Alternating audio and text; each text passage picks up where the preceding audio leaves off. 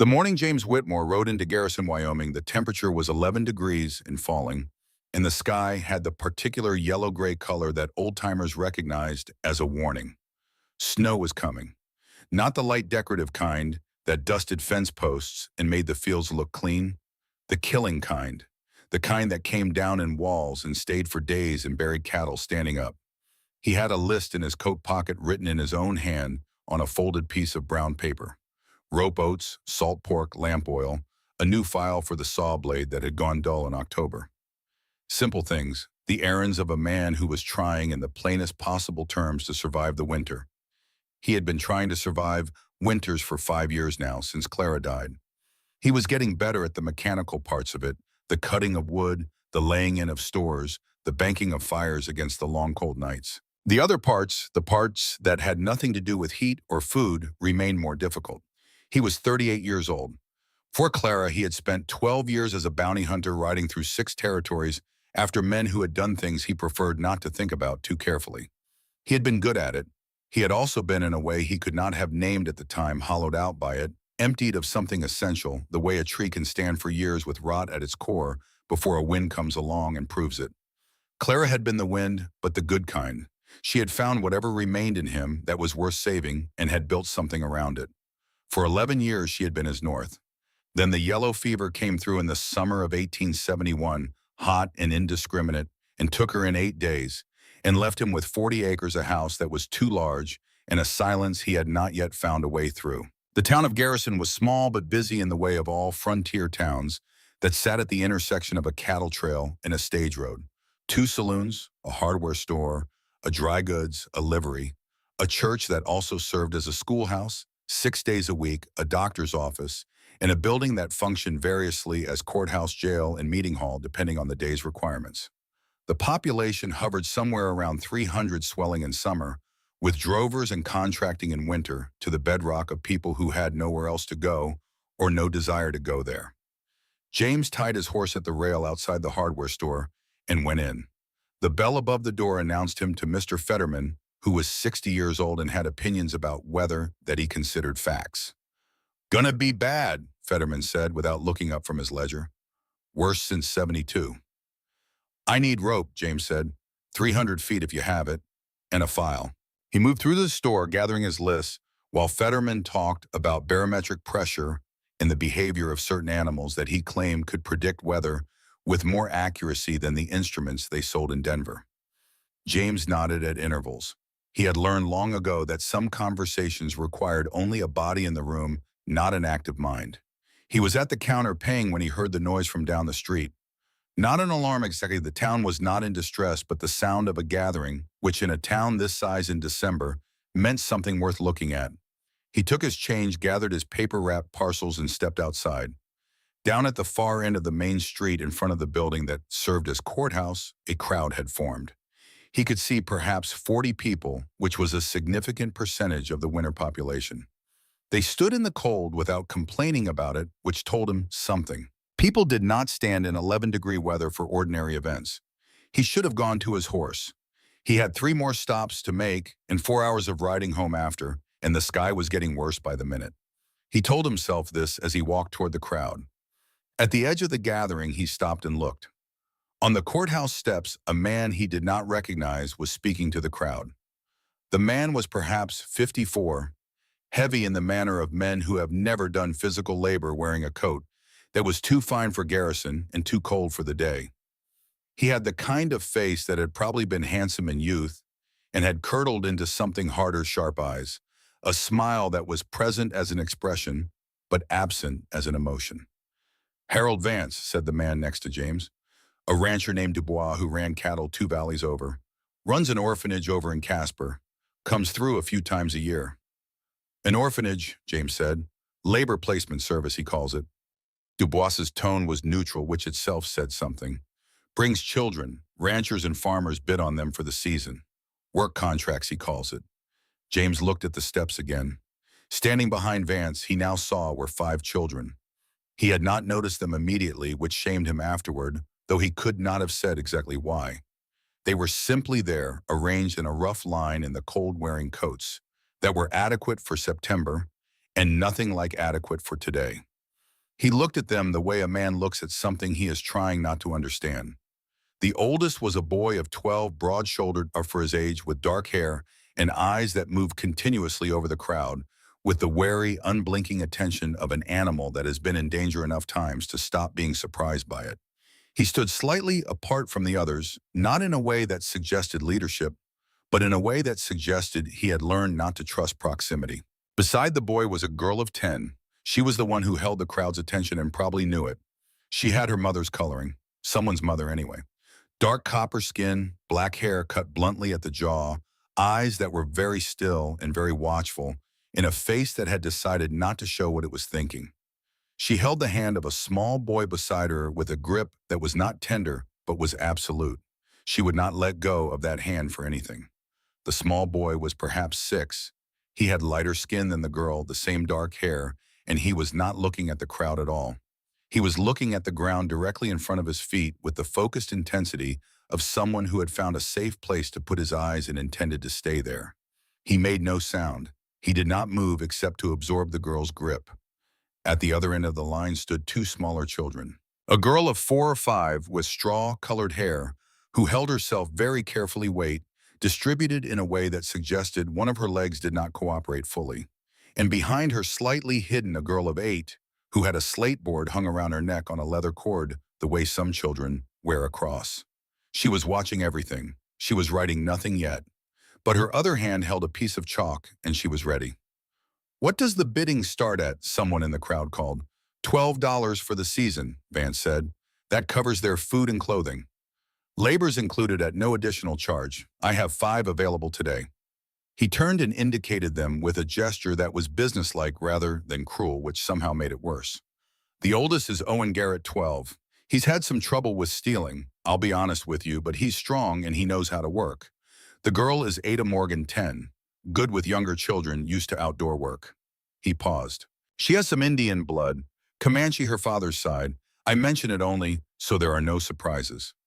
The crowd absorbed this information in the way that crowds absorbed uncomfortable information in 1876, not with protest, not with approval, but with a kind of pragmatic filing away. "The small boy is her brother Sam. He doesn't speak. Some kind of trauma before he came to us. He works well enough as long as his sister is nearby." Vance moved down the line. "Nell Brooks, 4. She has a short leg, the left one, so she can't run, but she can do most things at a measured pace. And Ruth Hale, 8. She chooses not to speak, though she can hear perfectly well. She communicates with her slate." He smiled at the crowd. "She's quite clever, actually, when she chooses to show it." The way he said it, quite clever, actually made it sound like something to be suspicious of. James stood in the cold and watched the bidding begin. A farmer named Greer put in $12 for Owen almost immediately.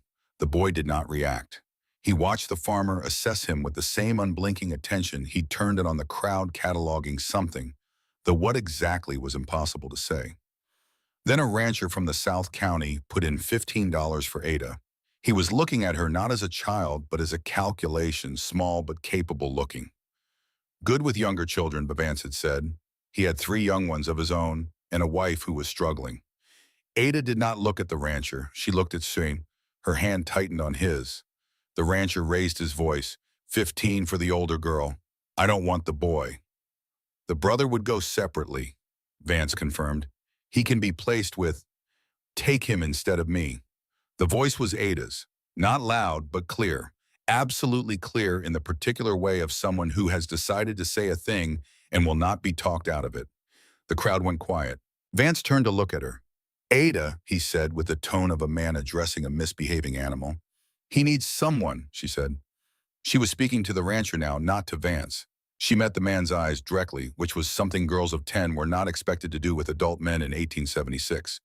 He's 6. He can't do what I can do, but he'll learn. He works hard and he doesn't complain.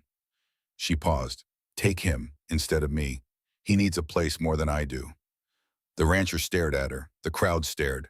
Vance's expression had gone carefully neutral, the face of a man in business who has learned that the most dangerous moment in a negotiation is the one where a wild variable enters the room.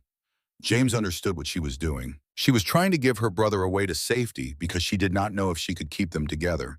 And she had decided that if she could not keep them together, he would do the next thing, which was to get the smaller one somewhere with walls and food and a roof. She was 10 years old. She had made this calculation with the thoroughness of someone much older. Something moved in his chest. It was not a feeling he had expected to have in a hardware errand morning in December, and it alarmed him slightly the way an old wound alarms you when weather changes and you can feel it again. 15 for Ada, Vance said firmly, redirecting. Do I hear 16? James raised his hand. It was not a decision he could have explained. It was more like a reflex, the kind that kicks in when the body knows something the mind has not yet assembled into words. He raised his hand and he said, $50 for all five. The silence that followed was the complete kind. Vance looked at him. The crowd looked at him. The 5 children on the steps looked at him. Ada looked at him with an expression that was neither hope nor relief. Those were too vulnerable, but something more careful, something in the vicinity of assessment. She was deciding whether to believe him. Sir, Vance said, recovering, that's quite irregular. They're placed separately as individual. $50, James said again, or 60 it if you need a counter-offer to feel better about it, for all 5, together. Vance looked at him for a long moment with those sharp, calibrating eyes. Then he looked at the crowd to see if anyone would outbid a man who was clearly not operating on sound commercial logic. No one did. Vance's smile returned thinner than before. Done, he said. The paperwork took an hour in the courthouse's single heated room. Vance had papers ready, as men in his business always had papers ready, forms with blanks for names and dates and terms of labor. James read everything twice before signing. He had learned this from 12 years of dealing with men whose promises were architecturally sound until you needed them. The children waited in the cold outside. He could see them through the window, Ada standing with Sam Owen, standing apart. Nell sitting on the courthouse step with the careful deliberateness of someone managing a body that does not always cooperate.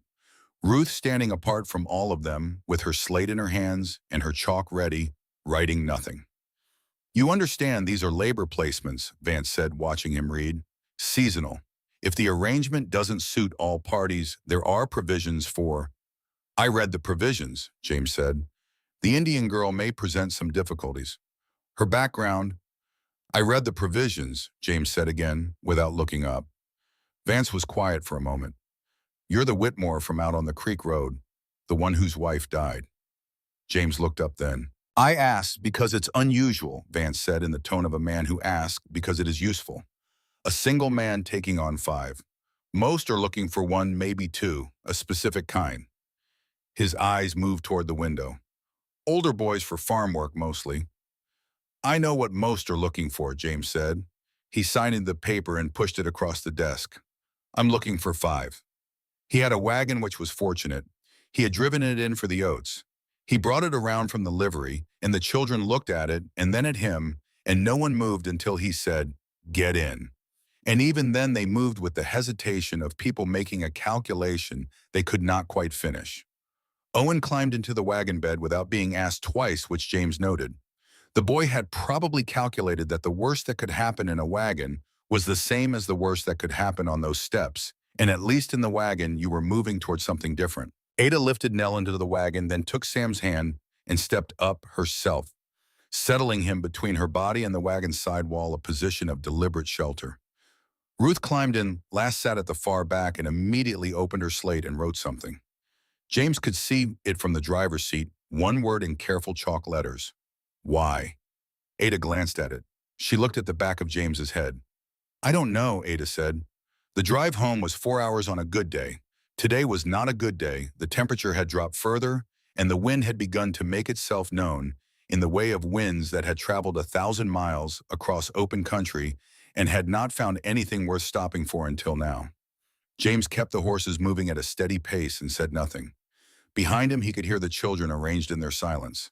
After an hour, Nell began to shiver visibly. He stopped the wagon, untied the extra blanket from under the seat he always carried, won a habit from the old years, and passed it back without turning around.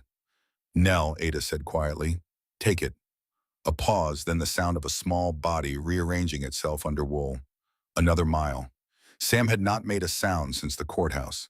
He sat against Ada with his eyes on the passing scrubland, watching it the way he'd watched the ground at the auction, Not checking it for danger, James thought, but simply attending to it the way a person attends to the thing that will not shift or change or disappear. "What's your land like?" Owen asked.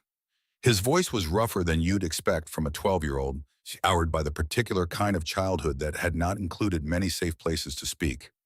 40 acres, James said. Creek to the north. Barn smokehouse, root cellar.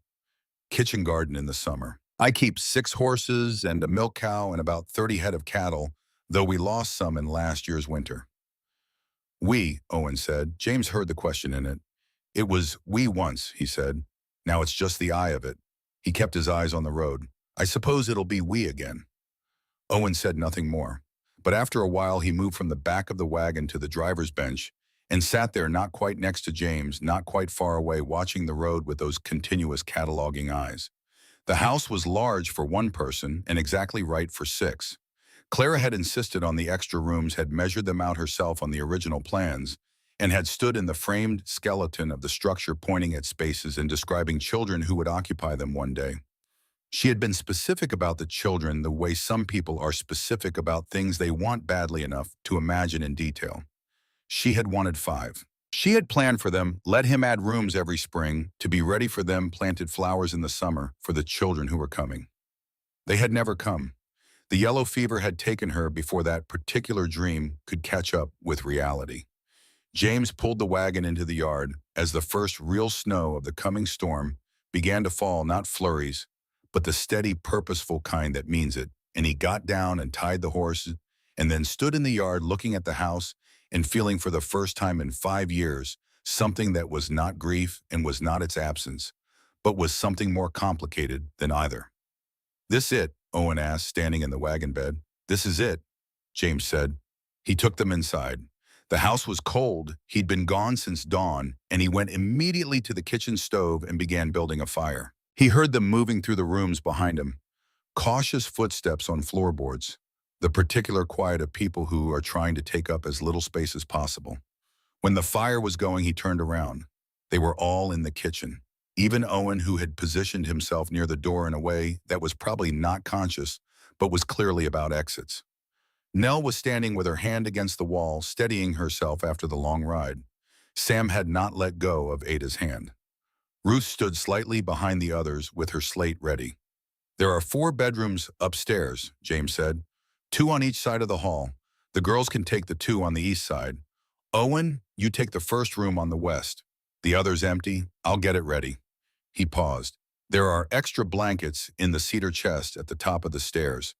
The outhouse is around back. Pumps in the kitchen, though it may need working if it's already frozen." He looked at them. "Are any of you hungry?"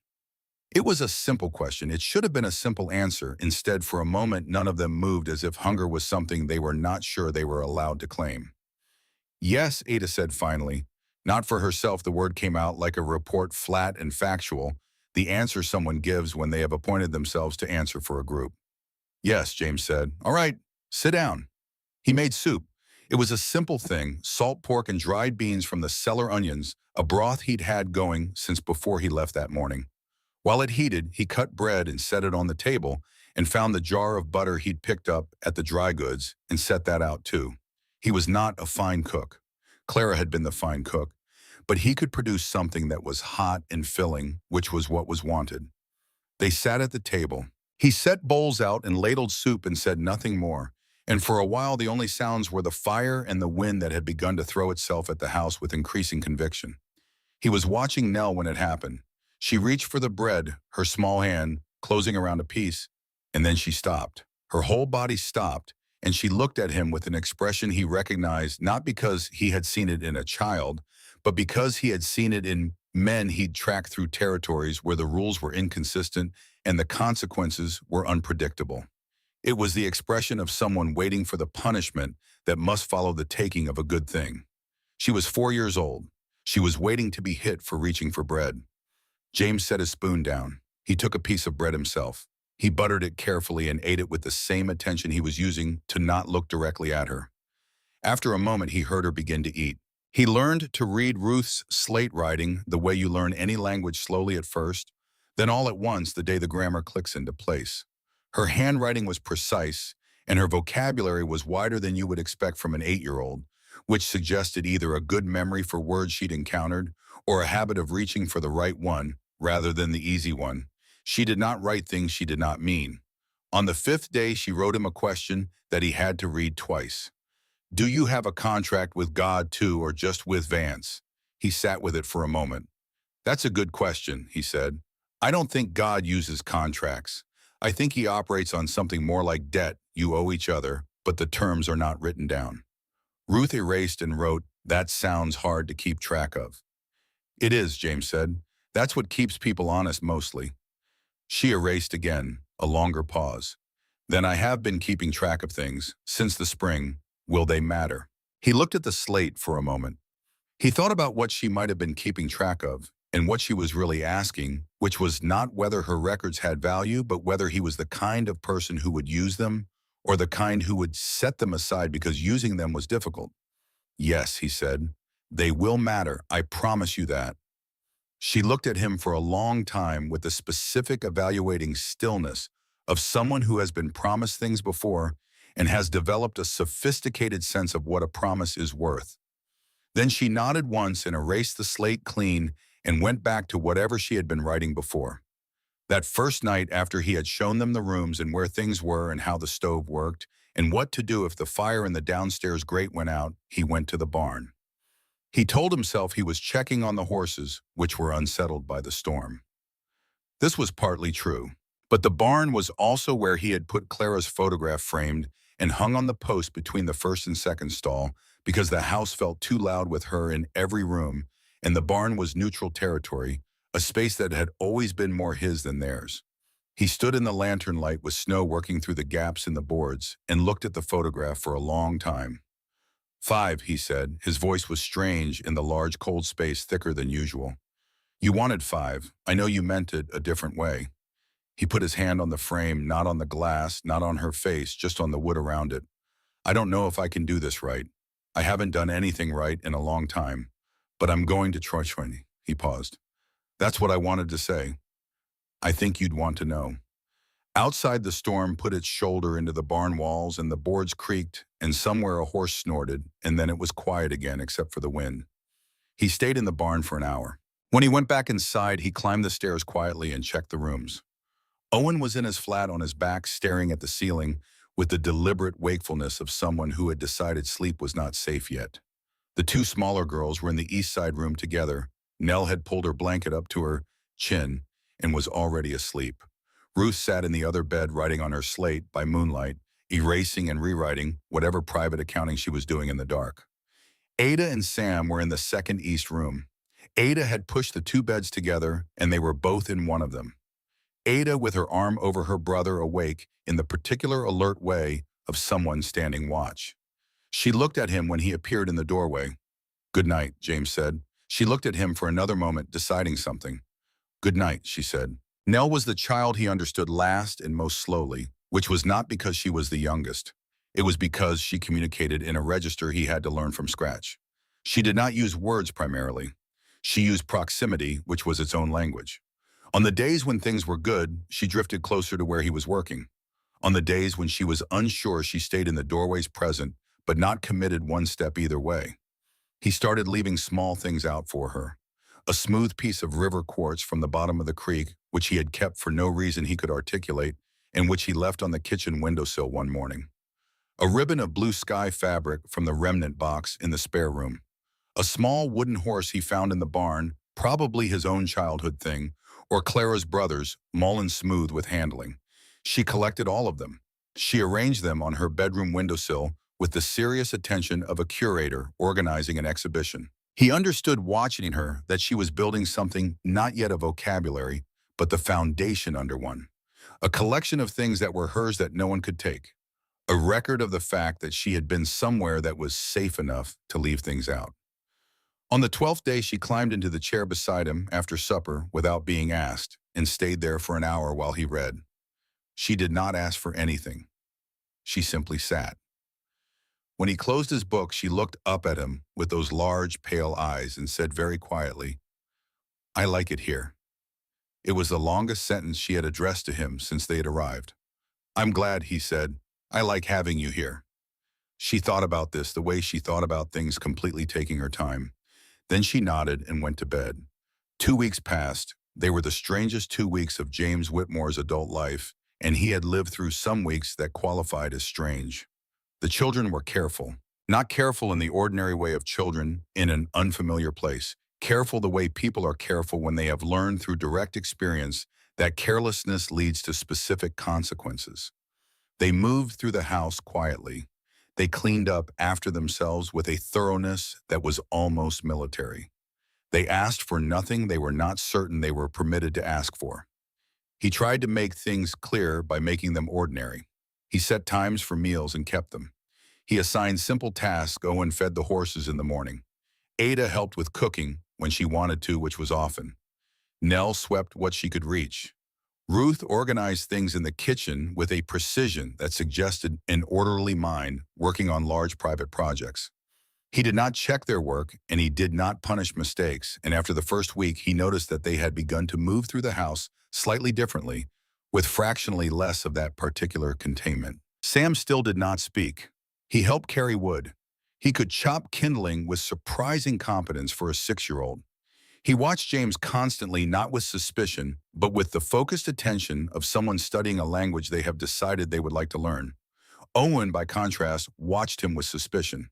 The boy had been around long enough and seen enough to have theories about adults who did kind things, and his theories were not charitable. He did his work efficiently and asked no questions and remained near the edge of every room he was in. He was 12 years old and he moved like a man who has learned to trust exits. One evening after supper, it was the 8th night, and the snow that had threatened since that first day had finally arrived and was filling the world outside with white silence. Owen dropped a cup. He was carrying dishes from the table to the basin, a task he had taken over without being asked, and he fumbled it, and the cup hit the stone floor and cracked. The room stopped. The other children stopped. Ada froze with her hands in the dishwater. Nell went rigid in her chair. Ruth's chalk halted on her slate. Sam very quietly pressed himself back against the wall. Owen stood over the broken cup and looked at James. James looked at the cup. Then he looked at Owen. He bent down, picked up the 2 pieces and set them on the counter. Not much of a cup anyway, he said. It was cracked already. He turned back to the beans he was sorting. Get the broom. The silence in the room released like a held breath. Owen stood very still for a moment. Then, because he was 12 and because 12-year-olds have less control over their faces than they believe, his expression moved through something complicated before it settled back into its usual careful blankness. He got the broom. That night, James heard something from Owen's room. He paused at the top of the stairs, not wanting to intrude, listening. It took him a moment to understand what he was hearing. The boy was crying, not the big theatrical crying of children who have an audience, the other kind. The kind that people do when they have been holding something for a long time, and the pressure becomes too much, and the body takes the decision out of the mind's hands. James stood in the hall for a while. Then he went to the kitchen and put water on and made tea strong the way he took it and carried a cup upstairs and set it outside Owen's door without knocking and went back downstairs. In the morning, the cup was back on the kitchen counter, washed and dried. The first real conversation he had with Ada happened on a Thursday afternoon, 12 days after the auction. She found him in the study, which he rarely used, sitting with a book he was not reading and a cold cup of coffee beside him. "Can I ask you something?" she said from the doorway. "Yes," he said. She came into the room and stood in front of the desk in the manner of someone who has rehearsed a conversation and is now committing to it. "Why did you buy us?" He considered several answers. He discarded the ones that were partially true and the ones that were true but incomplete. "I saw you tried to give your brother away," he said finally, "to the rancher, to save him." She waited. "I had a wife," he said. "She died 5 years ago. She wanted children. 5 children specifically, she used to tell me this. She'd planned the rooms for them." He picked up the cold coffee, looked at it, set it back down. "When I saw what you were doing up on those steps, I thought about her. I thought she would have wanted someone to do something." He looked at Ada directly. "So I did something." "Because of her," Ada said. She was not asking if that diminished the gesture. She was asking something more precise. "Is this about us or about something that was already in you?" "Because of what she made me," James said, "which is different." Ada was quiet for a moment. She sounds like she was a good person. She was the best person I knew, he said, by a considerable distance. Ada nodded slowly. Then, Sam hasn't spoken since the fire. 8 months. He talked before. She paused, choosing the right word with the care of someone who knows that precision matters. A loud little boy before. He talked all the time. About everything. She looked at her hands. The fire killed our parents. We were in Cheyenne. Our mother's sister was supposed to come and get us, but she didn't. And then Vance came. I'm sorry, James said. He might never talk again, Ada said. The doctor at the orphanage said sometimes with shock. She stopped herself. I just want you to know, in case you were waiting for him to be different than he is. I'm not waiting for him to be anything, James said. He can be exactly what he is. Ada looked at him for a long time with those still assessing eyes. Whatever she found there, she filed away without comment. Okay, she said. She went back to the kitchen, and shortly afterward, he heard the sound of bread being kneaded, which he had learned was what Ada did when she was processing something she was not ready to talk about. He found Owen in the barn, working with the methodical energy of someone who had been up since before dawn. The boy had already forked fresh hay into the stalls, filled the water buckets, breaking the ice that had reformed since morning, and was now working a stiff brush along the flank of the bay mare with long practiced strokes. He did not look up when James came in. You've done this before, James said. Yes, Owen said. Here, Owen was quiet for a beat. Couple places. The Latimer Ranch 2 summers ago. Before that, a man named Galt east of Casper. He kept brushing. He was the one who reported me for stealing, which is how I ended up back at Vance's. Did you steal? James asked. He kept his voice the same, a question, not an accusation. Owen's hand paused on the brush, just for a moment. I took food, he said finally. From the kitchen. At night, I was hungry. He resumed brushing. Galt didn't keep his side of things food a fair wage at the end of season. So I took what I needed and he called it stealing. He glanced sideways at James. Technically, he was right. Technically, James agreed.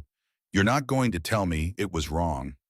A man who doesn't feed you doesn't get to call you a thief, James said. He picked up the second brush from the hook and started on the mare's other side. That's my view. You may have a different one. Owen was quiet for a while. You were a bounty hunter, he said. It was not quite a question. He had clearly found this out, somehow. Probably from the same garrison townspeople who knew everything about everyone within a 50-mile radius. For 12 years, James said. That's a lot of men you went after. It is.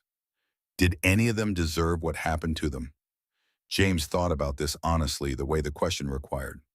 Some did, he said. Some were guilty of exactly what they were accused of and worse. Some were accused of things that were more complicated than the warrant described. A few I brought in who I was not entirely certain had done the thing at all. He looked at the mare's neck rather than at Owen.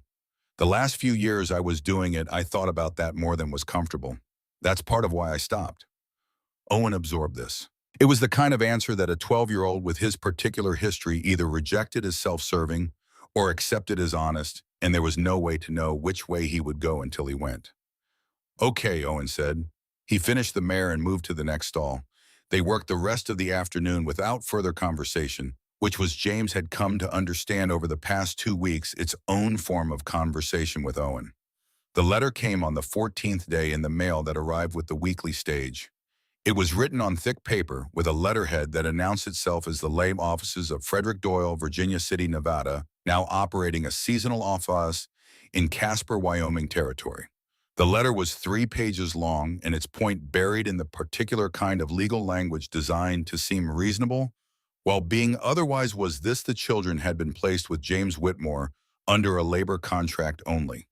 Custody had not transferred.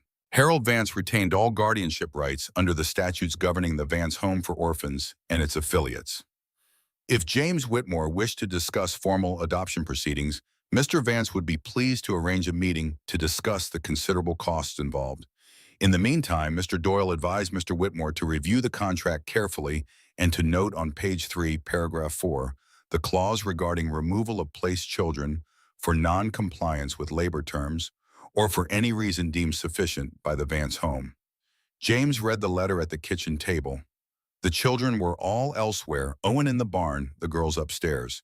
He read it once for comprehension and once more for the specific unpleasantness he had not caught on the first pass. Then he folded it and put it in his coat pocket and sat for a while looking at the window where it showed him a strip of gray December sky and the top of the oak tree that stood at the edge of the property, the one under which Clara was buried. He had known probably from the beginning, not specifically this, but the shape of it. Men like Vance ran operations structured precisely so that nothing was ever final, so that what looked like completion always had a lever in it somewhere. He should have expected the letter. What he had not expected was how clearly it made him understand what he intended to do next. He was going to keep them, not as labor, not as tenants, not as anything that could be retrieved by a man with a lawyer and a letterhead. He was going to find a way to make these 5 children his in whatever form the law would permit, and then he was going to close every door behind them that he could find. He sat with this knowledge for a while, the way you sit with the knowledge of a large undertaking whose dimensions you can see, but whose end you cannot. Then he got up, put on his coat, and went to find Owen in the barn because there was wood that needed splitting, and he thought he should probably help. Sheriff Thomas Reed was a practical man. In 20 years of keeping order in Wyoming territory, he had developed a calibrated sense of which problems could be solved and which could only be survived, and he had learned to direct his energy accordingly. He was not a man who wasted hope on situations that called for something more durable. James rode into Garrison the day after the letter arrived. He found Reed in his office, which doubled as the warming room, where the night deputies thawed out after rounds and laid the letter on the desk. Reed read it. He took his time. His expression did not change. "Doyle's good," he said when he was done. He handed the letter back. "I've seen his work before. He's been Vance's attorney for 6-7 years. The man knows how to write a contract that looks like one thing and is another." "What's my standing?" James asked. "Your standing." Reed leaned back in his chair and looked at the ceiling for a moment, which was his thinking posture. "You signed a labor placement. That's what the court will see first. Vance has precedent. He's run this operation for 15 years, and the territory's never moved against him formally, which tells you something about the difficulty." He looked down at James. "Vance has a lawyer. You have the truth. Those are not equivalent things in a courtroom, and I'd be doing you a disservice to suggest otherwise." "What do I need?" James said. "Evidence," Reed said. "Not your word against his evidence. Medical records, witness testimony, documentation of how those children came to be in Vance's care and what happened to them while they were there. If you can build a case that Vance's operation constitutes harm rather than charity, a good judge will listen." He paused. "I'll tell you, James, I've heard things about Vance's place for years. Nothing I could pin. If you're going to go at him right. Who's the circuit judge this term?" "Caleb Warren. He's good, fair. He won't be impressed by Doyle's paperwork if you give him something real to weigh against it." Reed stood and walked to his window and looked at the street. "Take those children into town. Let Shaw see them. Let people see them. Start building your record now before Vance's men come calling." "You think they'll come?" "I think Vance didn't build a 15-year operation by letting a $40 transaction walk away from him," Reed said. "I think he'll send someone to persuade you, and if persuasion doesn't work, he'll look for other leverage." He met James's eyes. "Be ready, Doctor." Edmund Shaw had been practicing medicine in Garrison and the surrounding territory for 20 years, and in that time he had kept a journal. Not a diary, he had no interest in recording his inner weather. A medical journal dates names, conditions, treatments, outcomes. His handwriting was small and precise, and he filled a new volume every 14 months with the same regularity with which he filed his taxes and wound his clocks. He had 23 volumes on the shelf in his office.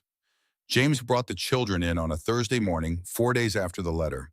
He had told them simply that they were going to see a doctor and that it was not a punishment, which was something he noticed needed saying specifically for Nell, who had gone rigid at the word doctor, with the expression of a child for whom doctors had not been associated with comfort. "He's the only doctor in 50 miles, James said to her, crouching down so they were at the same height. "He's going to look at your leg. That's all. And if it hurts, he'll stop." He paused. "You can tell me to stop anything. You understand that you can tell me to stop." Nell looked at him with very large, pale eyes. Then she nodded once, her chin dropping and lifting, with the gravity of a small person making a significant decision. Shaw received them with the unhurried attention of a man who had learned that the examination begins the moment the patient enters the room. He looked at all five of them in the first 30 seconds in a way that seemed casual and was not. He spent the most time with Nell. Her left leg was shorter by nearly 2 inches, a condition that could have been corrected in infancy with the right treatment, he told James quietly while Nell was dressing behind the curtain. It was untreated now in a way that was permanent. But she's compensated well, he said. The way she carries herself, she's adjusted for it entirely on her own. She's a resourceful child. He said this with a kind of admiration that was professional but not impersonal. He checked Sam for the specific signs of selective mutism reflexes, responsiveness, the quality of his attention, and confirmed what Ada had said. Trauma-induced. The mechanism is intact. There's no physical reason he can't speak. He looked at Sam, who had sat through the examination with the patient cooperation of someone doing a thing he has decided to do, regardless of his feelings about it. He may or may not return to speech. Either way, he is hearing and processing everything around him. He understands more than anyone in the room probably realizes. Sam, sitting on the examination table, met Shaw's eyes and held them for a moment. Then he looked back at his hands. Shaw nodded as if something had been confirmed. Owen would not let Shaw examine him for several minutes. He stood in the corner with his arms crossed and his jaw set and looked at James as if waiting for the coercion to begin. "You don't have to," James said. "We'll wait." Owen looked at him. Something complex moved behind his eyes. Then he uncrossed his arms and got it up on the examination table. And Shaw, with the practiced tact of a man who has examined many patients who arrived in anger, began with Owen's hands scarring on the palms, old and healed over, consistent with the kind of labor that is assigned rather than chosen. He wrote in his journal without comment. Owen watched the pen move. After Mrs. Dorothy Holt from the dry goods store came over when she saw them on the street, she was 60 years old and had the presence of a woman who had earned her opinions through experience rather than inheritance. She looked at Nell's shoes. They were wrong, a size too large on one foot, a size too small on the other, both worn through in patterns that told the story of a foot trying to do what feet should not have to do. Mrs. Holt crouched down. She was not a woman who crouched often, and the act itself communicated something, and looked at the shoes for a long time without touching them. She straightened up and looked at James. "I'll testify," she said, "if it comes to that. I've been watching Vance bring children through here for years, and I've kept my mouth shut, and I'm not proud of it. I'll testify." "I may hold you to that," James said. "Please do," she said. She went back inside. The men came from Vance on a Saturday 2 weeks into January. There were two of them, large, well-fed, not quite rough enough to be hired muscle, but not quite refined enough to be anything else. They rode into the yard at mid-morning and dismounted with the ease of people who expected to be received. James was at the woodpile when they arrived. Owen was with him stacking. Owen saw them first and went very still in a way that told James everything he needed to know about their purpose before anyone had said a word.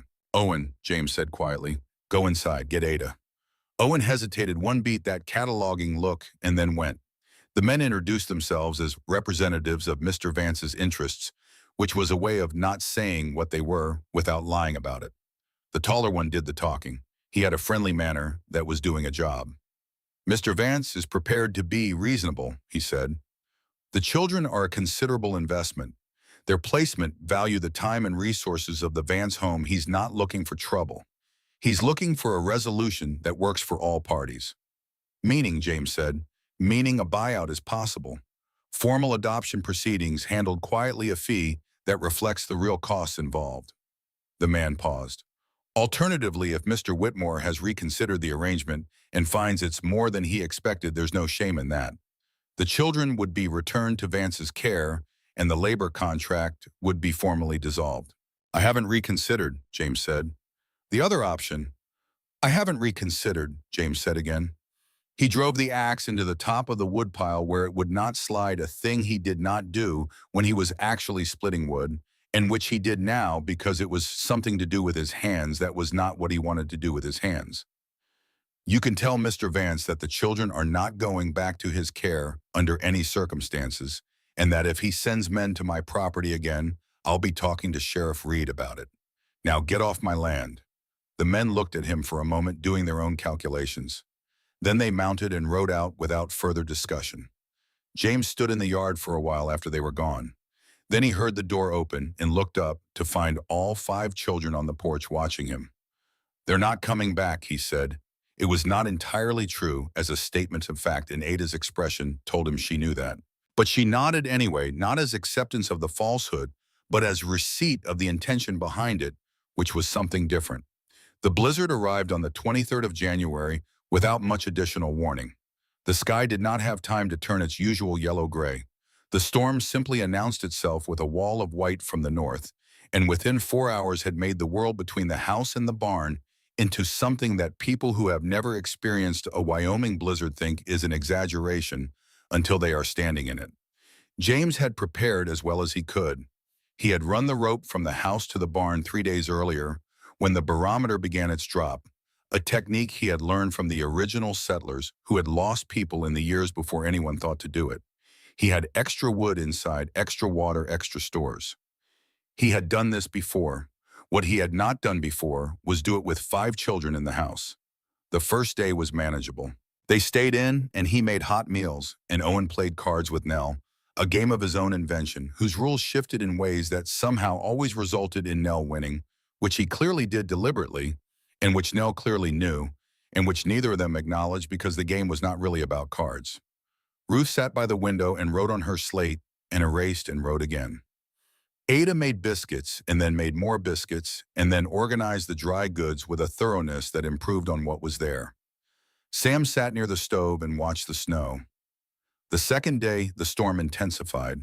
The wind found gaps in the house's construction that the house hadn't known it had, and pushed cold through them methodically. James stuffed rags into the worst gaps, and Owen held the ladder while he worked on the upper floor ones, and they moved through the house in efficient, near-silence room to room the way 2 people work, and they have stopped explaining things to each other and are simply doing them. That afternoon, when the wind dropped briefly to only severe, and James made his rope-guided journey to the barn to tend the horses, Sam came with him. He had not asked. He had simply appeared at the back door in his coat and boots, watching James tie the rope around himself, and James had looked at him and made a second loop and tied it around Sam's waist with the same knots. They went together through the white, Sam gripping the rope with both hands, leaning into the wind with a concentration that was almost fierce.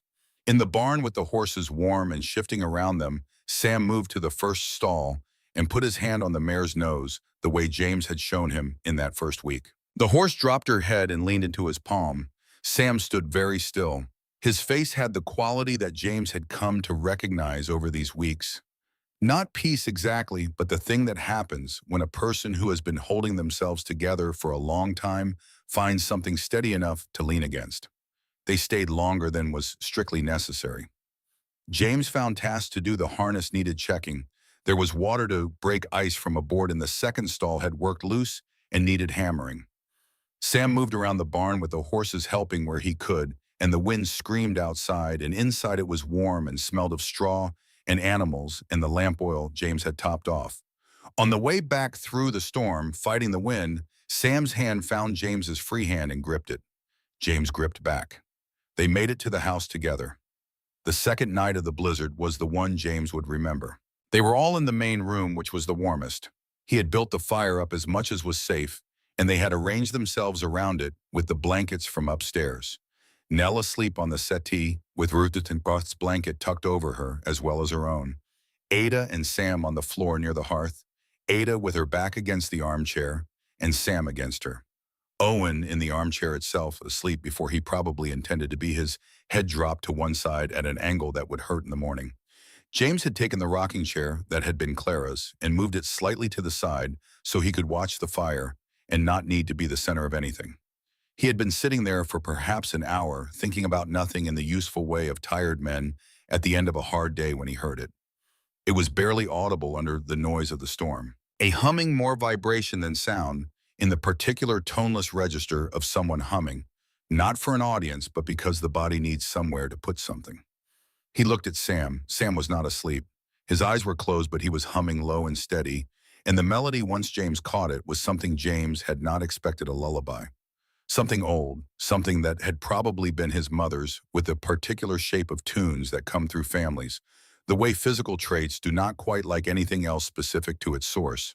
Ada's eyes were open. She was looking at her brother with an expression that was not safe to witness, raw and careful at once. The face of someone watching something they had been afraid was gone, come back from somewhere they could not reach.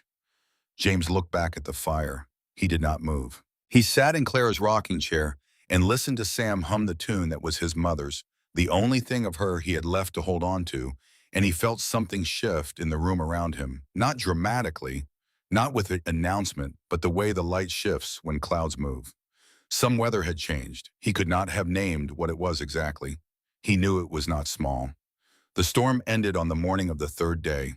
The silence that followed was the absolute kind, not quiet which has sound in it, but silence which is the absence of the thing you had gotten used to.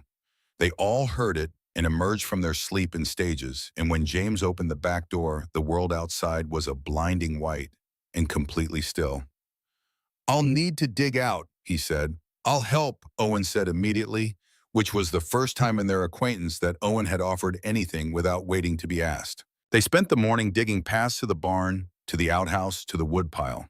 Ada and Ruth brought hot coffee to the back porch at intervals, and Nell stood in the doorway and provided commentary that was three-quarters unintelligible, but entirely cheerful and seemed to be directed at the snow as much as at anyone. Sam worked alongside James and Owen with a child-sized shovel he had found in the barn, slow but systematic, throwing snow to the side in the precise way of someone who has been shown how to do a thing once and is doing it exactly that way. James was at the barn when he smelled it. Smoke. Not the good familiar smoke of the house fire or the kitchen stove. The wrong kind, sharp with the chemical note of burning wood that should not be burning. He turned. The granary 20 yards from the barn was on fire. Not the smoldering beginning of a fire, a real fire with flames already at the peak of the roof and smoke billowing black against the white sky. In 3 seconds, he understood someone had come in the night in the storm and set it. The snow had kept it from spreading until now, but the storm was over and the wind was back and the fire was awake. "Owen," he shouted, "get the others inside. Now do not come back out." He ran toward the granary with the bucket from the barn, understanding as he ran that one bucket and one man was not going to save the granary, that the grain stored there, which was a significant part of their winter, was going to be ash. The question was the barn. The question was the horses. He could hear them, the particular sound of horses who understand fire, which is one of the oldest fears and the loudest. He threw the bucket uselessly at the base of the granary flames and turned to the barn and saw Owen. The boy was at the barn door pulling it open. "I said inside," James shouted. "Horses." Owen said, not looking at him, and went in. He came out with the first horse, a gray gelding that was trembling and blowing hard, and tied him at the fence post 30 feet from the barn. He went back in. James ran to the water trough and found it frozen, and ran back for the bucket and began the impossible work of fighting the granary fire with what he had, which was not enough. But he could see as he worked that the granary was already gone. It was the barn he had to think about, the walls that were close enough for the heat to find. Owen brought the second horse out, then the third. The third time the fire had jumped the gap between the granary and the barn. The near wall of the barn was burning, boards blackening and curling at the edges, the smell of scorching wood cutting through the cold air, and the horses still inside were screaming with the specific terror of large animals that understand exactly what fire means and have nowhere left to go. James abandoned the bucket and ran to the barn door. "Owen out!" Now, Owen came through the door with the last two horses both at once. The boy, holding a lead rope in each hand, dragged forward as much as leading them, his face red from the heat and his coat smoking slightly at the shoulder. He stumbled out into the snow, and James grabbed him and pulled him clear, and they tied the last horses and stood together watching the barn wall burn. 3 hours later, with the barn wall patched with boards from the woodshed and the horses back inside and the granary a black ruin in the snow, James sat on the back porch with Owen. The boy's hands were burned. Not badly, the palm of his right hand and 2 fingers of his left, a rope burn overlaid with heat. Shaw would need to look at them. But Owen held them in his lap and did not mention the pain, and looked at the burned granary with an expression that was not satisfaction and was not misery, but was something that James recognized from the other side of an undertaking that has cost something real the face of a person who has done a thing that needed doing and is now reckoning with the cost of it. You saved the horses, James said. Couldn't leave them, Owen said. No, James agreed. You couldn't. They sat in the cold and the silence for a while longer. Then James said, We'll rebuild the granary in spring. It's not the end of anything. Owen looked at him, a long, considering look. Then he looked back at the ruin. "Kay," he said. He sat with Ada one evening while she was working through the mathematics she had been teaching herself from a school book she'd found on the shelf. She was quick with it genuinely, not in the approximating way of a child who is trying to appear capable. She worked through problems with the same methodical concentration she brought to everything erasing, cleanly when she made an error, starting again without frustration. "Where did you learn to read?" James asked. "My mother," Ada said without looking up from the book. She was the daughter of a minister. She believed in reading the way some people believe in air, not as a luxury, but as a requirement. She turned the page. "My father couldn't read much. He said he didn't need to, that his mother's people had gotten along without it for 10,000 years. My mother said that was true and also irrelevant." A small pause. "They argued about it constantly in a way that was not really arguing." "They sound like they were well matched," James said. "They were," Ada said. She did not say this with sadness, or at least not primarily. She said it with the satisfied precision of someone stating a fact they have examined carefully and confirmed. James thought of Clara, who had argued with him in the same not really arguing way about the rooms for children that never came about, the jobs he took that took him away, about the things he didn't say that she always knew anyway. "I understand that," he said. Ada looked up at him briefly, then back to the mathematics. "I want to be a teacher," she said after, "if we stay." "You're going to stay," James said. She did not argue with this. She also did not accept it immediately because Ada did not accept things immediately. She filed it in the category of things to be verified by events, which was where she kept everything important until the evidence was sufficient. "Okay," she said, and turned another page. It was Ruth who broke the case open. She did it 3 days after the fire on a quiet afternoon when the house had settled into its particular winter rhythm, and James was at the kitchen table working through the bills that the granary's loss had made worse. She appeared in the doorway with her slate and her chalk and stood there until he looked up. "Hello, Ruth," he said. She came in and set her slate on the table, then reached into the deep pocket of her dress and brought out something he had not expected: a stack of smaller slates, 7 of them each about the size of a man's hand, held together with a length of string. She untied the string and laid them on the table in order, each one a different piece of a continuous account. He looked at the first one. It was dated. She had a system April through November, each entry dated and initialed, and it was, he understood after a moment, a record, not a diary, a witness account. Dates, names, descriptions written in the small, precise handwriting of a child who had decided that if she could not speak, she would write, and if she wrote, she would write exactly what she saw. He read all 7 slates. 8 months. She had been advances for 8 months before James bought them. In that time, she had recorded 63 names, children who had passed through the Vance Home for Orphans, placed and retrieved and placed again, some of them multiple times. She had written what she witnessed. She had written dates and times. She had written the names of the adults who had come and gone. She had written in the careful, precise language of an 8-year-old who had decided that accuracy mattered more than how things felt, exactly what she had seen happen in that place. It was enough. More than enough. He looked up at her. She was watching him read with the expression of someone who has been waiting a long time for the right person to give something to. "How long have you been carrying these?" he asked. She held up 8 fingers. 8 months. She had carried this evidence through whatever had happened to her and to the others, had kept it, had waited. He thought about that, a child of 8, understanding that what she was doing might matter someday to someone, preserving it carefully through circumstances that would have broken most adults' commitment to the long game. "Thank you, Ruth," he said. She picked up the large slate and wrote one word: help. "Yes," James said. "That's what I'm going to do." He rode to Garrison the next morning. He found Sheriff Reed and laid the 7 slates on his desk the same way Ruth had laid them on the kitchen table. Reed read them. He was a quiet man when something required his full attention, and he gave these his full attention. When he finished, he sat back and looked at the ceiling for a long moment. Then he looked at James. "I'll arrange a hearing," he said. "I'll write to Judge Warren today." He paused. "I should have done this years ago."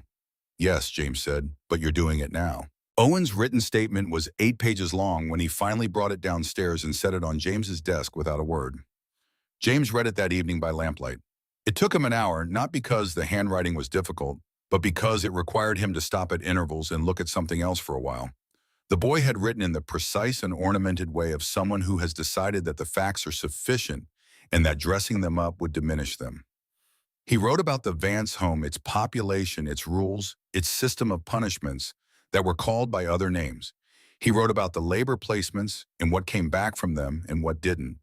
He wrote about the children who had been there before James bought them and who were gone now to ranches and farms and households whose names Owen had memorized with the thorough attention he brought to everything he decided to pay attention to. He wrote about his own placements with the same factual precision, the work, the food, the winter he'd spent on the Galt property where the water bucket in his room froze solid 2 nights out of 3, and he had never been warm for 4 months.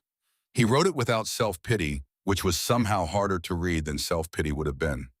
At the end, he had written, "I am 12 years old and I have been in 6 different placements and 1 orphanage. And I know a great deal about what it is to be in the care of people who are not thinking about you. I am now in the care of someone who is. I am writing this so there is a record because records are the only thing that survive when the people who were there are gone. Ruth taught me that. She has been keeping records since April, and she is 8 years old and she knows more about what mattered than anyone who was supposed to be paying attention." James read this last paragraph twice.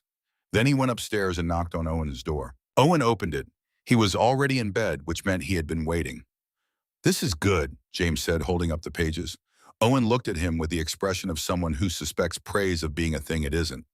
"It's just what happened." "Yes," James said, "that's what makes it good." He paused. "You have a particular kind of mind, Owen. I'd like you to keep using it." Owen's expression shifted through something complex before settling back into careful neutrality. "Okay," he said. He closed the door. James went downstairs. He could hear the house Ada moving in the kitchen, Ruth's lamp still on, Sam's occasional quiet humming from wherever he was. The sound of 5 people living. The hearing was set for February 14th. They had 3 weeks to prepare.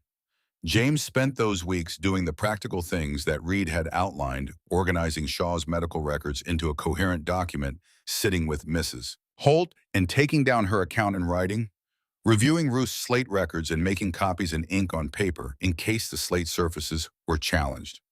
Owen, without being asked, provided his own account in a written statement that took him 3 days to produce, and that was when James read it, the most precise and damning piece of evidence in the file.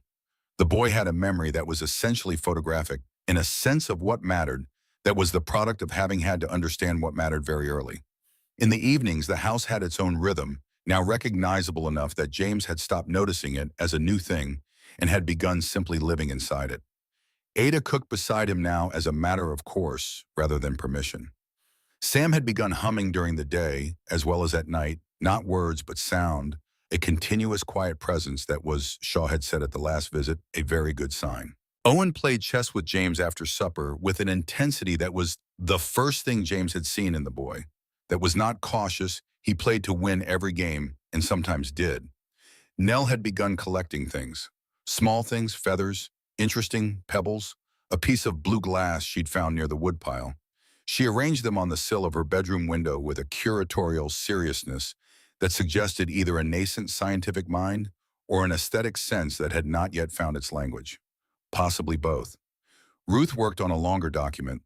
She had asked James in her precise slate writing for paper and real ink, and he had brought her a composition book from Garrison and a good pen, and she had begun transferring her records from the slates to paper in an organized, annotated form. He did not ask what she was making. He thought she would tell him when she was ready. 2 nights before the hearing, James was crossing the yard after a late check on the horses when he stopped. The lights in the house were still on. It was only 9 o'clock and the children kept later hours since the blizzard, as if the darkness still required company. He could see through the kitchen window Ada moving. Through the parlor window, Owen's silhouette over the chessboard alone, studying a problem. Upstairs, the pale glow of Ruth's lamp.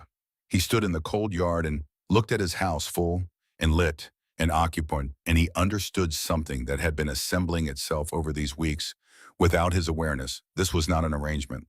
This was not a labor placement, whatever the paper said. This was a family. It was a strange one, specific to its circumstances and its wounds, but it was real in the way that the house was real. You could put your hand on it. He walked to the oak tree at the far edge of the property. Clara's headstone was barely visible in the dark, a pale stone block under the bare winter branches. He had not come here since before the children arrived. He stood at the stone and put his hand on it the way he had put his hand on her photograph in the barn that first night. "They're good," he said. The cold made the words visible, small clouds disappearing. "Owen especially. He's got your kind of stubbornness, the useful kind. Ada thinks before she speaks, which I wish more people did. Sam," he paused. "Sam will come back. I believe that now." He looked at the stone for a while. "I should have done this differently. I should have done a lot of things differently. But these five, I think this is the right thing. I think you'd say so." The oak moved in the light wind. Snow fell from a branch in a small avalanche. "Tomorrow I fight for them," he said. "That's what I wanted to tell you." He stayed a few more minutes, hand on the stone. Then he walked back to the house where the lights were on and the night was being kept at a manageable distance. The night before the hearing, he could not sleep. He sat in the kitchen with cold coffee and the organized file of evidence and went through it one more time, not because there was anything new to find, but because the mind needs something to do with its fears, and going through the file was better than sitting with them plainly. At midnight, he put his coat on and went outside. He walked to the oak tree. The night was very clear, cold enough that the stars were sharp and numerous, the kind of sky that a man raised in cities would find beautiful, and a man raised in this country recognized as also dangerous. He stood at Clara's grave for the second time in 2 nights. "Tomorrow," he said. He did not say it the way he'd said it the night before with the shape of a speech in it. He said it plainly, like a man leaving for work in the morning, telling someone where he's going. "I want you to know I'm not afraid. I'm going to stand up in that room and tell the truth and fight for them. Whatever comes of it." He was quiet for a moment. "You always said I was better at fighting for other people than for myself. You were probably right, but these are mine now, whatever the papers say, and I know how to fight." He put his hand on the cold stone, held it there for 10 seconds, felt the cold go through his palm and into his bones. "That's all," he said. "I just wanted to say it out loud." He walked back to the house. He went to bed. He slept. Dawn was 4 hours away when James heard the first sounds of the children waking. He was already at the kitchen stove, which he had stoked at 3 in the morning and not left since. They came down one at a time. Owen, first dressed already, who went straight to the coffee and stood at the window drinking it and watching the dark like a scout before a battle. Ada next, who began making biscuits without discussion because Ada handled anxiety by making things that could be eaten. Ruth, carrying her composition book, the full account she'd spent 3 weeks producing, held against her chest like armor. Nell, who had been told she could stay home with the Dubois family and had refused wearing her best dress and the new shoes that Mrs. Holt had found for her the week before, shoes that actually fit. Sam came down last. He stood in the kitchen doorway and looked at all of them and then at James. James looked back. Sam came to the table and sat down and put his hands flat on the surface and looked at them. It was the posture of someone making a decision. James watched him without pressing anything. "It'll be okay," Sam said. The kitchen went very quiet. It was Sam's voice. Not a stranger's voice, his own, the one that had been there before and had gone quiet and was apparently now choosing to come back in its own time and on its own terms. Rough with disuse, a little uncertain at the edges, but unmistakably his. Ada made a sound that was not a word. "It'll be okay," Sam said again, slightly more firmly, as if he had heard what he said and was committing to it. No one moved for a moment.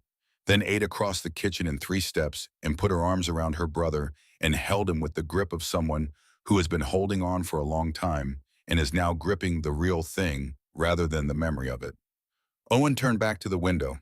James looked at the stove and took a breath and was extremely occupied with the oatmeal for the next several minutes, which needed nothing from him, but which he was going to manage very carefully. Nell said something to Ruth that was inaudible. Ruth wrote something on her slate and held it up. It said, "Yes." "Time to eat," James said when he trusted his voice again. "We have a long day." The courthouse was full. James had not expected this. He had thought it would be a small proceeding, a judge, a lawyer, some papers on a table. What he walked into was a room with every seat occupied and people standing along the walls, which told him that word had traveled in the way that matters in small towns, not through news which is formal and distant, but through talk which is immediate and requires no permission. Mrs. Holt was in the third row. Dr. Shawbaum was on the right side aisle with his current journal and three older ones which he had lugged in a canvas bag and stacked on the bench beside him with the businesslike manner of a man who has been waiting a long time for the right occasion. Dubois was there and three other ranchers who James knew by name and a dozen townspeople he recognized and a handful he didn't. Harold Vance was there too. He sat on the left side at the front with Frederick Doyle beside him. Doyle had the careful, well-barbered look of a man who performs confidence professionally. Vance had the look of a man who had done this many times before in smaller venues and expected the outcome to be the same. Judge Caleb Warren came in from the side door at 9 o'clock exactly. He was 62 years old with the kind of face that long experience with human behavior produces, not unkind, not innocent alert, in the particular way of people who have learned that what matters in a room is rarely what is being said most loudly. He looked at the room. He looked at the five children seated beside James. He looked at Vance and Doyle. "This court is in session," he said. "This is an evidentiary hearing in the matter of guardianship for the five minors placed under the contract of the Vance Home for Orphans with James Whitmore of this territory. Mr. Doyle, I understand you represent the Vance interests." "I do, Your Honor," Doyle said, rising. "Mr. Whitmore, I understand you're representing yourself." "I am, Your Honor." Warren nodded as if this confirmed something he'd suspected. "Mr. Doyle, your opening statement." James had prepared his own statement the way he prepared everything, not as a speech, but as a record. He did not use legal language because he did not know legal language, and he had decided that pretending otherwise would be in a room where he was arguing for the truth a poor approach. He spoke the way he would speak to a man whose opinion he needed and whose intelligence he respected. "I went to town on December 20th to buy rope and oats," he said. "I came back with 5 children. That was not my plan for the morning." He paused to let that land because it was the kind of thing that lands better with a pause. "What I saw at that auction is something that everyone in this county has probably seen or heard about and which most people have decided is not their problem. I made a different decision.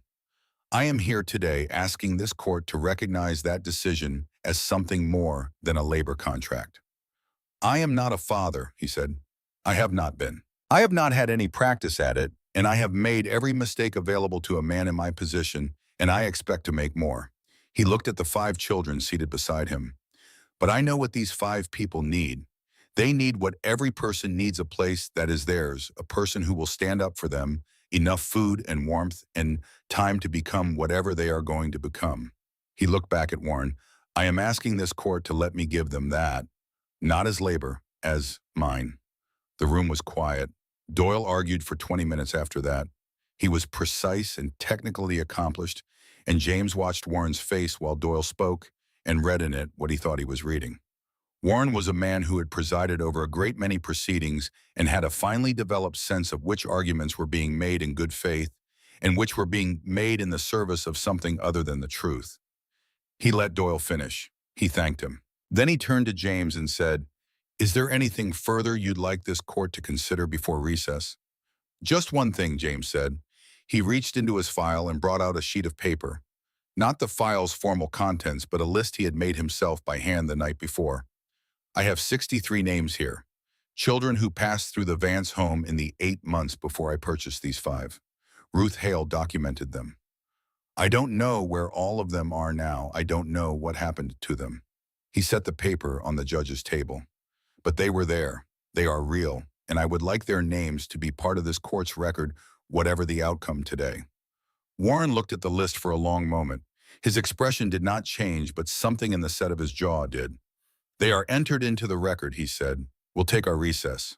Doyle was good. James had expected him to be good, and he was in the way of a legal mind that has chosen a particular tool and sharpened it to an edge that most people in the room would not even notice until it had cut something. The tool was technical. Doyle did not argue that the Vance home was admirable. He argued that the contract was valid under the statutes of Wyoming Territory, that no formal challenge to those statutes had been successfully mounted, and that Mr. Whitmore's purchase of a labor placement did not constitute under any existing legal framework a transfer of guardianship. "The children are not Mr. Whitmore's to keep," Doyle said, and his voice was pleasant and his tone was regretful, as if the law were an unfortunate fact he had nothing to do with making. Whatever his intentions, the legal reality is clear. These children belong in the legal sense to the care of the Vance home until such time as a proper adoption proceeding. "Your Honor," James said. Warren looked at him. "I'd like to introduce evidence," James said. "Before Mr. Doyle finishes making his argument, I'd like the court to have something to weigh it against." Warren was quiet for a moment. "Then, Mr. Doyle, you'll have the opportunity to respond. Mr. Whitmore, proceed." James stood. He had no legal training, and he knew it, and he did not attempt to disguise it. He stood in front of a judge, in a full room, and said what he had to say the way he would say it to a man he needed to trust him plainly, in order with everything visible. "The Vance Home for Orphans has operated in Wyoming Territory for 15 years, he said. "In that time, it has placed hundreds of children as labor, a system Mr. Vance calls charitable service, and which, based on the evidence I'm about to show, this court is something considerably less charitable." He paused. "I have the medical records of Dr. Edmund Shaw, who examined all 5 of these children 4 weeks ago. I have a written account from Mrs. Dorothy Holt, a business owner in this town who has observed Vance's operations firsthand for a decade. I have a written statement from Owen Garrett, age 12, one of the placed children." He reached into his file and brought out the last item. "And I have this." He set Ruth's composition book on the judge's table. "This is an account prepared by Ruth Hale, age 8, who chose not to speak and chose to write instead, and who has been writing since she arrived at the Vance home 8 months ago. She recorded what she witnessed. She recorded names, dates, and events. She recorded 63 names of children who passed through that facility in 8 months. He looked at Warren. 63, Your Honor, in 8 months in a facility that is licensed to house 30. Shaw read from his medical journal first. He did not editorialize. He read what he had written in his small, precise hand, dates, names, conditions, the specific physical evidence he had observed during his examination. When he read the entry about Nell's leg and its long untreated condition, the room was quiet enough that James could hear the fire in the courthouse stove. He read the entry about Owen's hands. He read the entry about Sam, the physical examination, the intact reflexes, the diagnosis of trauma-induced mutism, the notation that the condition had persisted for 8 months without any documented therapeutic intervention during the child's time at the Vance home. Doyle objected twice. Warren overruled him both times with the brief, definitive manner of a judge who has decided the weight of something and will not be argued out of it by technical concerns. Mrs. Holt spoke next. She had prepared her statement carefully in her own handwriting, and she read it without flourish, what she had seen at the auctions which she had attended for years because her dry goods store provided supplies to local ranchers who took placements, and she had thought at first that this was just commerce, and what she had gradually understood over time, and what she had declined to act on, and what she wished she had done sooner. "I've sold shoes to children placed by Mr. Vance for 10 years, she said, departing from her written statement and looking at Warren directly. "In 10 years, I have never once seen a child placed by his operation come in with shoes that fit. Never once," she paused. "A child in shoes that don't fit will tell you, if you look, everything you need to know about how they're being treated.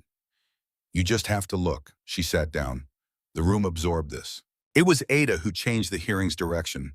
She did not intend to. She had been sitting at the end of the row with Sam beside her, and she had been doing what she always did in difficult situations, which was hold herself still and attend to everything and wait to understand the shape of it before doing anything. But Doyle, in his response, said something. He was arguing that the children's accounts could not be taken as reliable, that children of their backgrounds and circumstances were likely to have been coached, that the court should weight direct legal documentation, the contract, the statutes, the precedents, over what amounted to the emotional testimony of parties with an obvious interest in the outcome. "The girl, Ada Morgan," Doyle said, finding her in the room with his eyes, "has given no direct testimony today, but her provenance is well known. Her father was Comanche. She was raised in circumstances that—" Ada stood up. Doyle stopped. She did not speak. She pushed the left sleeve of her dress up past her elbow and turned her arm toward the room. Then she pushed the right sleeve up. The burns were old scars, pale and ridged against her brown skin, running from her wrists to her elbows on both arms, the particular pattern of a child who had put her arms up to protect her face from something very hot, the fire that had killed her parents. She had been trying to pull Sam out. Nobody spoke. James looked at her arms and thought, she has never shown these to anyone.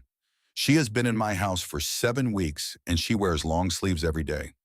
She was looking at Doyle. Her face was perfectly composed, the face of someone who has made a decision and is living cleanly inside it. Vance said from his seat, "This is theater, Mr. Vance." Warren's voice was not loud, which made it more effective than loud would have been. "You will not speak in this court again unless I ask you a direct question." Vance subsided. Ada sat down. She pushed her sleeves back into place with the same precision with which she did everything. Sam beside her put his hand in hers. Warren looked at Doyle for a moment. Then he said, "I'll take a 1-hour recess. Both parties remain available." In the recess, James went outside with the children. The February air was cold but clear. Not the hostile kind of cold, but the clean, bright kind that comes after a long siege of weather and feels irrationally like a kind of permission. Owen was stiff-shouldered in the way he got when something had affected him more than he was going to acknowledge. Nell had fallen asleep against Ruth on the courthouse bench, which James found remarkable. To be able to sleep in the middle of a legal hearing about your own future was either a testament to Nell's nervous constitution or a remarkable act of trust, and he suspected the latter. Ruth was writing. She had been writing all morning. He realized small notations in the margin of her composition book, a continuous record of what was being said and by whom. She would not stop until it was over. Sam stood beside James. He had not spoken again since that morning, and James did not need him to. The one sentence had said enough. They would go from here together in whatever direction the afternoon took them. Ada was not there. He turned. She had been beside him a moment ago. He looked back into the courthouse and she was not there either. "Where's Ada?" he said to Owen. Owen looked. He straightened in a way that was immediate and attentive. "She was here." Reed's deputy pushed through the small crowd that had formed outside the courthouse. He was breathing hard. "Mr. Whitmore." He reached James and dropped his voice. "The boy, Sam, he was just here." "Sam's right here," James said. "Not Sam." The deputy shook his head. "I meant I got the names wrong. Ada. Ada's gone." He looked genuinely distressed, which told James this was not administrative confusion. And Vance slipped out the side door about 10 minutes into the recess. Nobody noticed until just now. His man Doyle is still inside, but Vance is gone. James turned to Owen. "Stay with the others. Do not go anywhere. If Reed comes out, tell him we've gone north." "North," Owen said. "Vance has a hunting cabin 15 miles north of here. Reed told me about it." He was already moving. He took Ada to use his leverage. "He thinks if he has one of them, I'll fold." "Will you?" Owen asked. "No," James said. Reed had his horse saddled in under 3 minutes. He had been a lawman for 20 years, and he moved in emergencies with the efficiency of someone who has done difficult things in bad situations enough times that the body simply begins without waiting for the mind to discuss it. "The cabin's 15 miles north, maybe a mile east of the creek road," Reed said as they rode out of town. The horses were moving fast, not recklessly, but at the pace of men who understand that speed matters and injury matters too, and the first requires managing the second. Vance uses it in hunting season. His men would know it. "He took her because she's the one the court responded to," James said, "after she showed her scars. He knows she's the witness who matters." "He's done this before," Reed said, and his voice had something in it that was not surprise and was not acceptance, but was the specific tone of a man acknowledging a failure he has been living with for a long time. "Not Ada specifically, but this maneuver. He's very good at knowing where the pressure point is." They rode in silence for a while. The territory around them was white and still and enormous in the particular way of Wyoming in February, a landscape that does not reassure, that simply is what it is without regard for the humans moving through it. "If he hurts her," James said. "He won't," Reed said. "She's leveraging. You don't damage leverage." He glanced at James. "But we need to get there before he decides she's not working as intended." They found the cabin at the end of an unmarked track that James would have missed without Reed's knowledge of the territory. It was a solid structure hunting cabin by function, but built with more permanence than that implied with good walls, and a chimney that was putting out a thin stream of smoke. One man inside, maybe two, Reed said, reading the tracks in the snow. Two horses at the side. He looked at James. I'll go left and keep the front covered. You? I'll go in, James said. Reed started to say something and then looked at him and stopped. 5 minutes, he said. If I don't hear from you in 5 minutes, I'm coming in after. James went around the right side of the cabin in the snow, moving carefully, not slowly, but with the particular quality of attention he had spent 12 years developing in circumstances where being heard first was the worst outcome. He was at the door in under a minute. He listened. Two voices inside. One of them was Vance's. The other was young and female and completely steady. Ada was talking. He didn't catch the words, but the tone was unmistakable. It a reasoning Ada assembling her argument with the deliberate precision she brought to everything. She was telling Vance something. She was not afraid.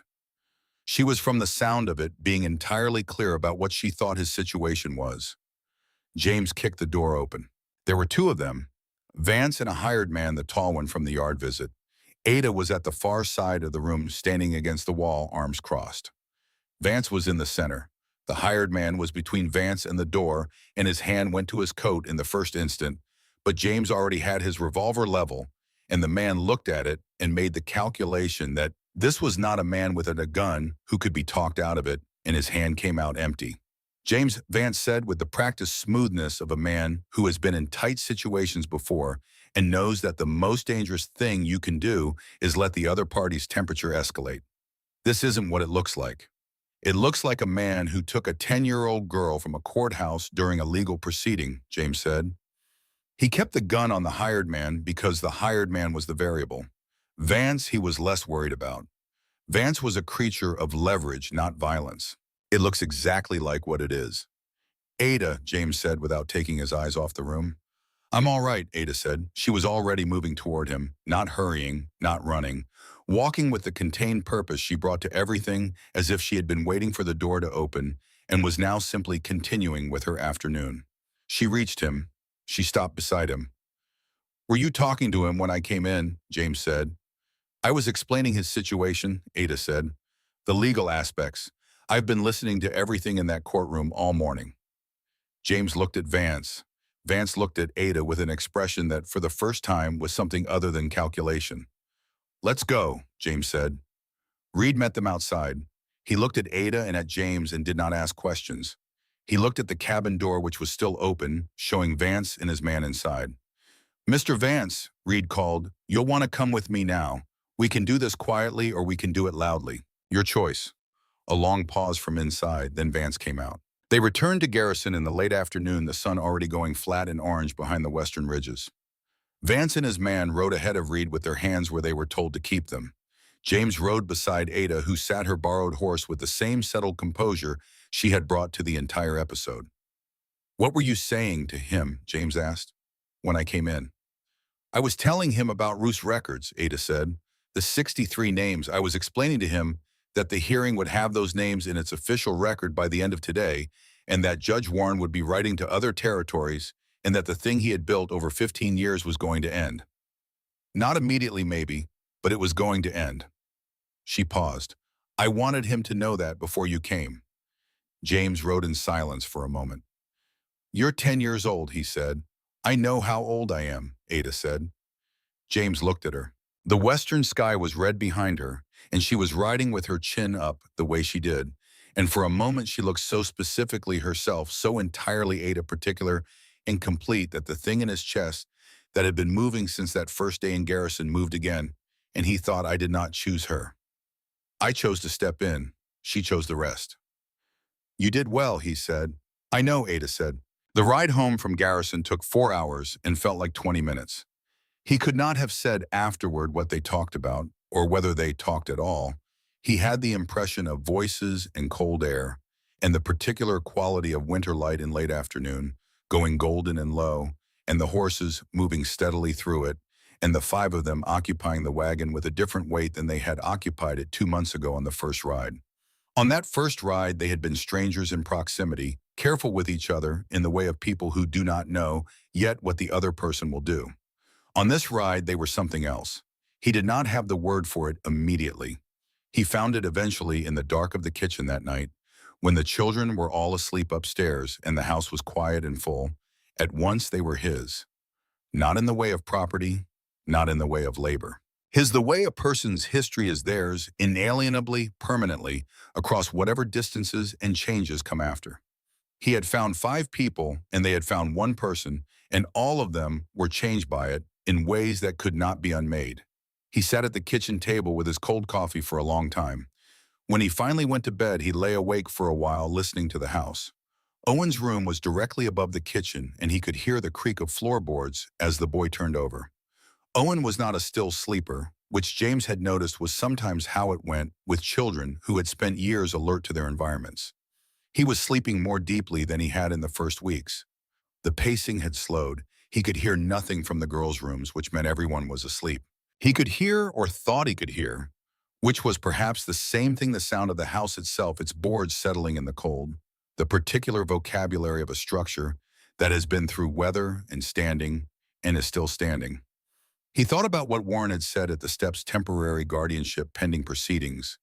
The adoption would be formal in 90 days. There would be more paperwork, more legal machinery, the slow work of making permanent what was already real. He was ready for it. He had been ready since December, since a 10-year-old girl had tried to give her brother away to save him, since he had raised his hand in the cold of a bad Wyoming morning and done the one right thing available to him.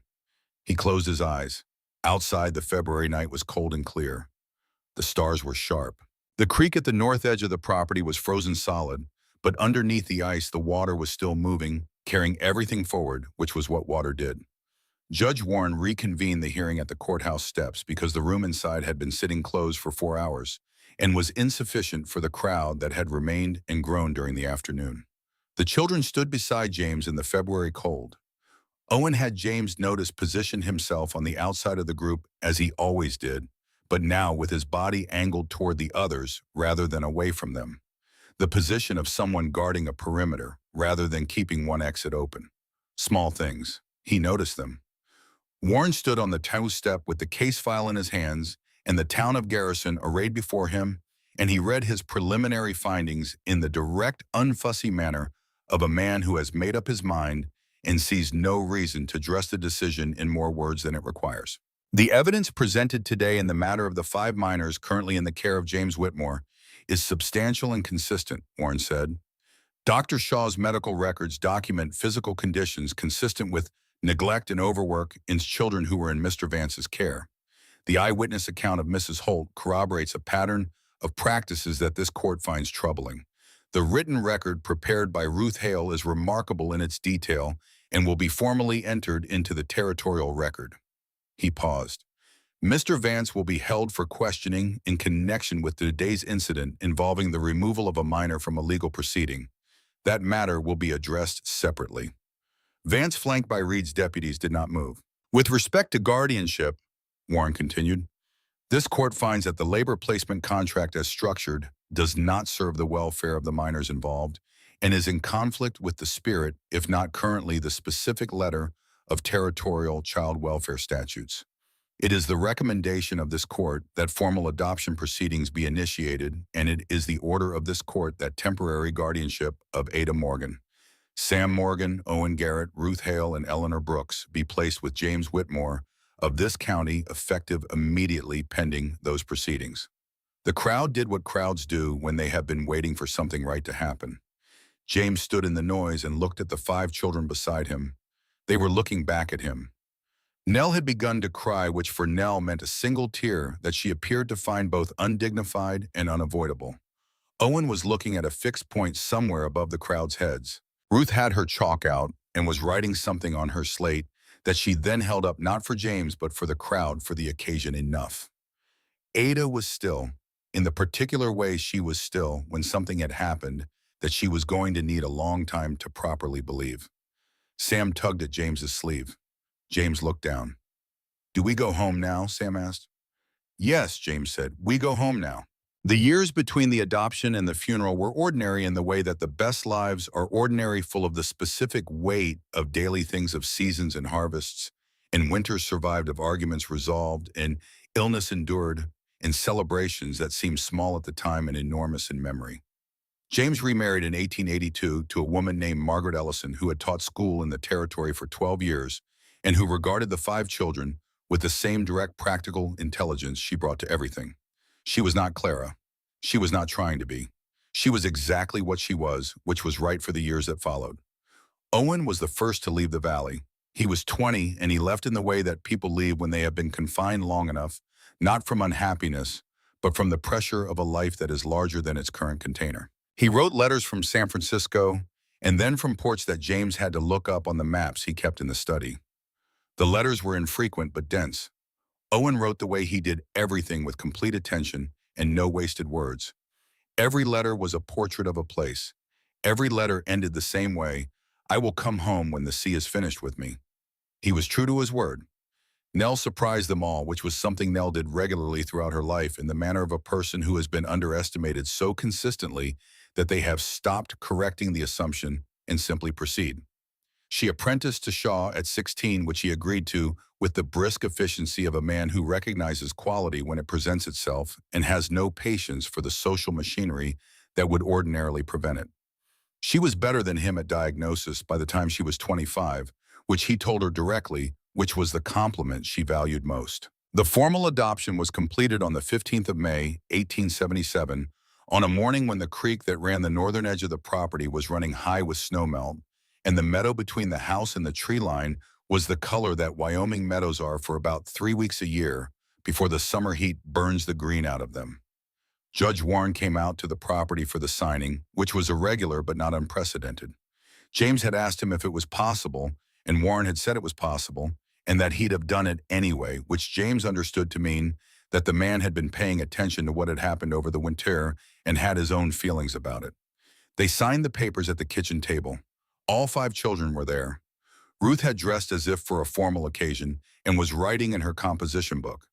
Nell had picked a handful of the early wildflowers from the edge of the property and put them in a glass on the table. Owen signed his own name on the consent form for older children in the large, careful handwriting of someone who had taught himself to write without much instruction and was proud of what he had made of it.